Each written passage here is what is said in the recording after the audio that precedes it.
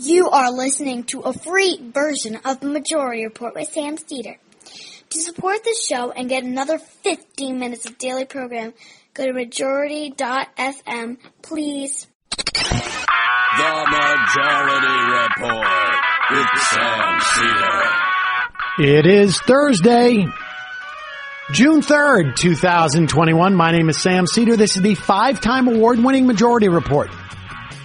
We are broadcasting live steps from the industrially ravaged Gowanus Canal in the heartland of America, downtown Brooklyn, USA. On the program today, Dorothy A. Brown, Asa Griggs Candler, professor at the Emory University School of Law, on the whiteness of wealth, how the tax system impoverishes Black Americans, and how we can fix it. Also on the program today, more revelations of the Trump administration spying on journalists. And after Joe Biden meets Shelley Capito, the endgame seems near on the infrastructure bill. Andrew Cuomo reveals that taxpayers, New York State taxpayers, are paying for his defense in all the investigations he is facing. Israeli opposition leaders officially claim they can form a government. Bibi on the way out. Feds are investigating whether Matt Gaetz obstructed justice. And a new report, stimulus checks substantially reduced hardship in this country. Imagine that. Arizona getting blowback for using Zyklon B, famous for being used in the Holocaust, to execute its prisoners. U.S. Appeal Court leaves the CDC eviction moratorium in place. White House may send states vaccines abroad before they expire, which seems like a no-brainer. And lastly, the sad story of the end of Donald Trump's blogging career. All this and more on today's Majority Report. Yes, ladies and gentlemen, you may have noticed the smooth ramp down on the intro of that music, because today, for the first day in well over a year, we are all back in the office. We're not going to be doing this. This is not going to happen again for another couple of days and this and that, but we are slowly working our way in. Now, of course, Emma Vigeland, who is here today, you have been in the office you and I have been in the office together for months now. Yes, since it started. But with that said, I'm still getting used to the idea of not looking at you through a blurry shower curtain. Yeah, well, I'm kind of bummed that we should be explicit about this. I had plastic tarp across here. Yes. Shower curtains. Rigged from, this pole over here. And I'm kind of sad that Matt and Brendan didn't get to see it in all its glory. I know it. I did take some pictures for these guys, so they will be able to check it out. Over the coming weeks, our production is going to be upgraded slightly. Just slightly. Mm-hmm. Nothing too dramatic, but it is exciting. And I imagine, to some extent, this type of dynamic is happening across the country at this point. People are coming in, seeing people they hadn't seen for, over a year. And I have to admit that there didn't seem to be a lot of, celebration or jubilation when I came into the office today. So, well, you were enthusiastic. I was enthusiastic, and everybody was just like, ugh. Don't like the light bulbs you're using in here. We don't like to perform for you. To be honest. Well, I wasn't looking for a performance. I just thought there might be some excitement, but no, not really. The light bulbs were bad. Yeah. All that said, thanks for joining us today. We have a great interview that I did, pre-recorded, with Dorothy Brown. Fascinating.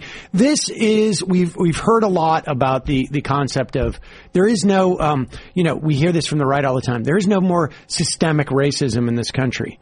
And, while there is not the level of institutional racism that we had, not like literally statutory racism that we had in this country.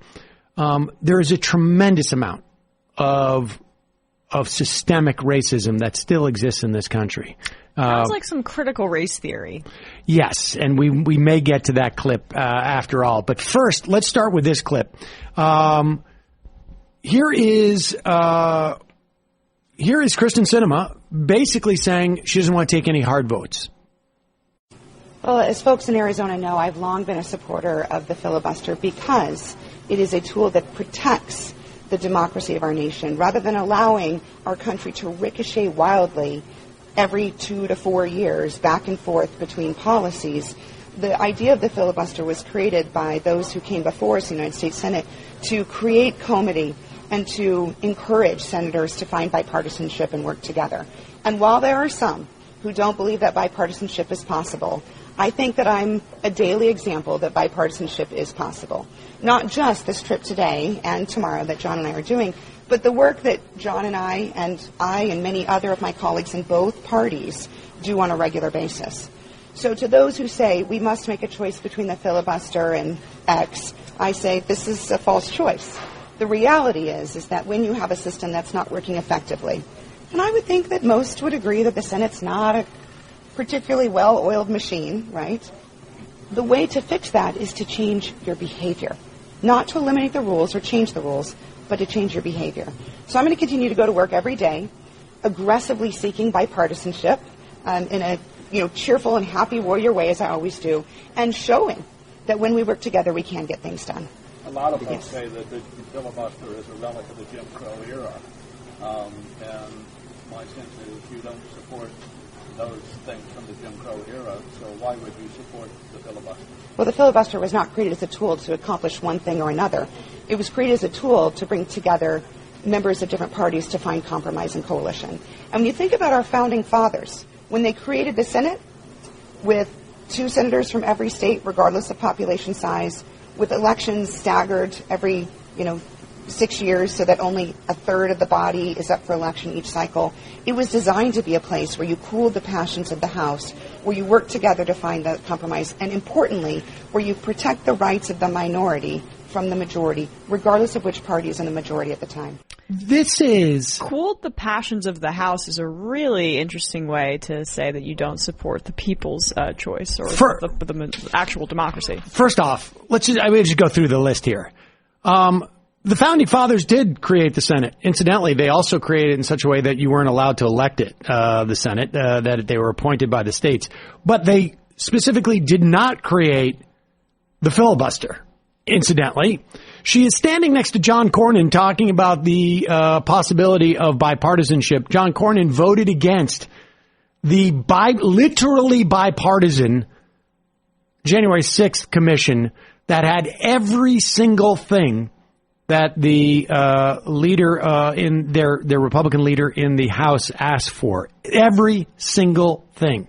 The idea that it protects us from allowing things to ricochet is absurd. It's simply absurd. This is and the idea that when a system's not working, what you need to do is change your behavior really has a misunderstanding of the concept of systems. If the system is not working, the issue is the system, not the people in it. And a system has to be built in such a way that understands what's happening with the people. The system changes the behavior, not the other way around. The bottom line is, Kristen Sinema is afraid to take difficult votes. She is afraid to vote against the infrastructure bill. She's afraid to vote against S1, the voting protection bills. She's afraid to vote against the PRO Act. She's afraid to vote against all these things, and she's afraid to vote for them. So she is just being utterly and simply cowardly And that should be the line of attacks that people in Arizona take. We're going to take a quick break. We'll be right back with Dorothy Brown. Folks, today's sponsor is BetterHelp Online Counseling. They're giving our audience 10% off their first month when you go to BetterHelp.com/Majority Report. BetterHelp gives you access to your own fully licensed and accredited therapist via phone, chat, or video. As you know, a lot of therapists right now, particularly, have very long wait lists. It can take weeks. Sometimes it can take you months before they can see you. When you sign up with BetterHelp, they match you with a therapist based on your specific needs, and you'll be communicating with them in less than 24 hours. COVID, obviously, incredibly stressful. And I think people underestimate how stressful, like, sort of the post-pandemic era is. I'm finding that some people are freaking out more during this period than actually during the pandemic because people just it's hard to readjust to some type of, like, normalcy and to sort of like reestablish it.